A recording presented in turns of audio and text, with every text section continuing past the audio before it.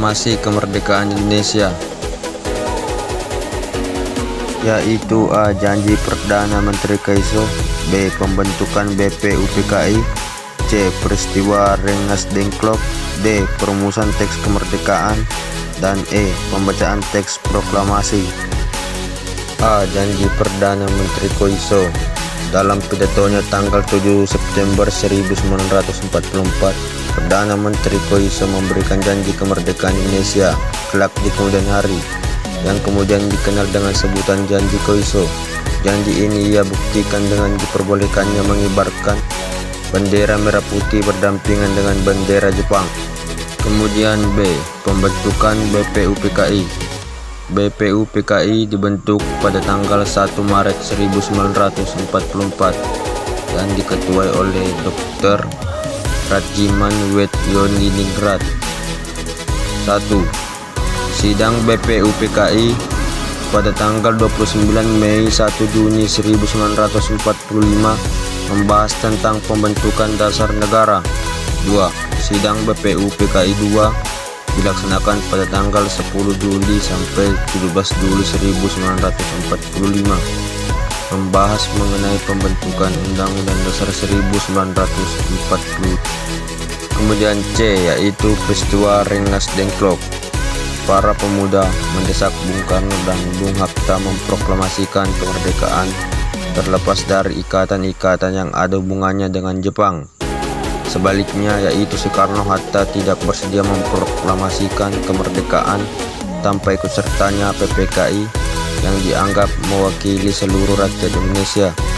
Karena alasan tersebut dan kekhawatiran pemuda bahwa kedua tokoh tersebut akan diculik oleh penguasa militer Jepang, maka Soekarno-Hatta diamankan di Rengas Dengklok dekat Karawang. D. Perumusan teks proklamasi. Perumusan teks proklamasi dilakukan di rumah Laksamana Tadashi Maeda, seorang anggota Angkatan Laut Jepang yang bersimpati terhadap kemerdekaan Indonesia. Teks proklamasi ditandatangani oleh Insinyur Soekarno dan Bung Hatta atas nama bangsa Indonesia. Setelah itu, konsep teks proklamasi diserahkan kepada Sayuti Melik untuk diketik dengan beberapa perubahan redaksional, seperti kata tempo diubah menjadi tempo, kalimat wakil-wakil bangsa Indonesia diubah menjadi atas nama bangsa Indonesia, dan perubahan penulisan tanggal menjadi Jakarta hari 17 Boelan 8 tahun 5. Dan yang terakhir yaitu pembacaan teks proklamasi.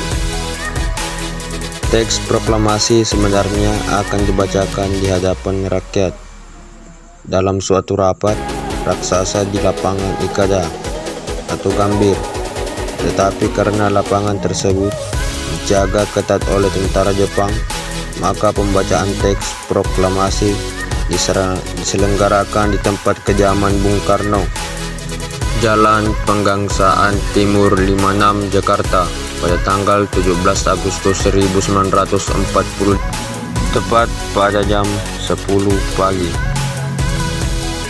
Pengibaran bendera dilakukan oleh pemuda Suhud dan Latif Hendraningrat setelah pembacaan teks selesai, disusul dengan dikumandangkannya lagu kebangsaan Indonesia Raya oleh para hadirin secara spontan. Sekian dari presentasi saya. Assalamualaikum warahmatullahi wabarakatuh.